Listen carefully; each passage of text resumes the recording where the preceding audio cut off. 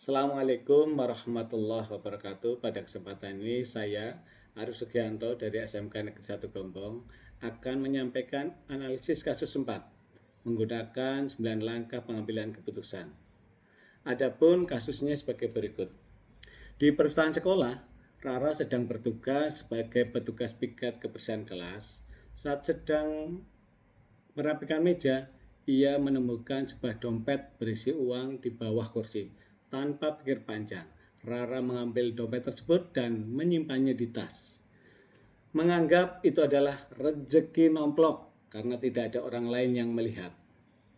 Beberapa saat kemudian terdengar pengumuman dari Bu Sri, guru pustakawan, bahwa Nina, salah satu siswa kelas lain, kehilangan dompetnya saat membaca buku di perpustakaan. Tari yang kebetulan berada di perpustakaan sejak awal melihat jelas saat Rara mengambil dompet tersebut dan memasukkannya ke tas. Kini Tari menghadapi dilema. Satu sisi ia tahu bahwa dompet itu milik Nina dan kejujuran adalah hal yang terpenting harus ditegakkan. Di sisi lain, Rara adalah sahabat dekatnya yang sering menolongnya dalam mengerjakan tugas dan berbagi bekal setiap hari.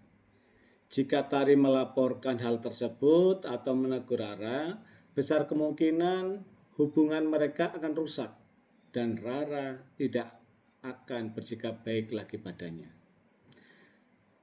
Demikian kasus 4. Adapun analisis kasus 4 menggunakan 9 langkah keputusan sebagai berikut.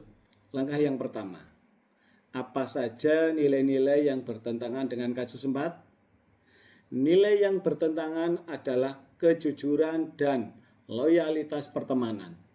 Tari harus memilih antara mengatakan kebenaran atau menjaga hubungan baik dengan sahabatnya Rara.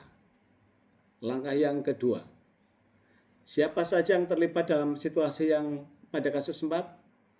Pihak yang terlibat yaitu ada Tari, ada Rara, ada Nina yang sebagai pemilik dompet, juga ada Bu Sri sebagai guru pustakawan. Dan untuk langkah yang ketiga, fakta-fakta apa saja yang relevan dengan situasi pada kasus 4? Rara menemukan dompet milik Nina dan menyimpannya dalam tas. Tari melihat kejadian tersebut. Nina kehilangan dompetnya dan Bu Sri mengumumkan kehilangan itu di perpustakaan.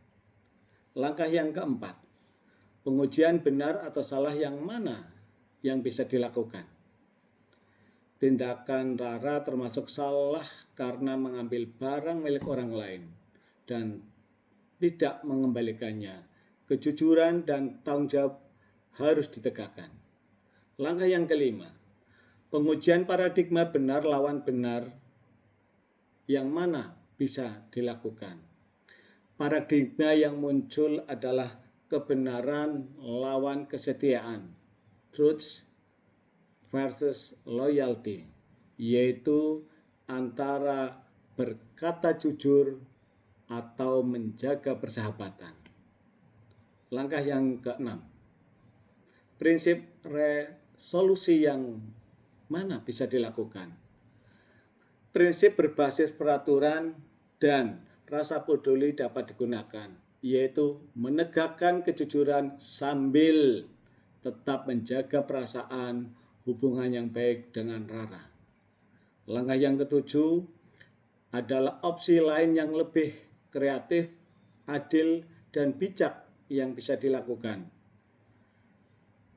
Tari dapat berbicara baik-baik kepada Rara secara pribadi agar ia mau mengembalikan dompet Nina sendiri tanpa harus mempermalukannya di depan orang lain. Selanjutnya langkah yang ke-8, apa keputusan akhir saya sesuai dengan analisis kasus 4?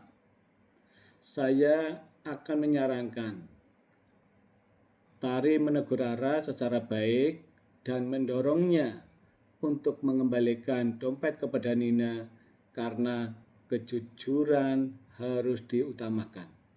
Dan langkah yang terakhir yaitu langkah 9, pelajaran apa yang saya dapatkan dari pengambilan keputusan ini dan bagaimana pelajaran tersebut dapat memperbaiki pengambilan keputusan di kemudian hari.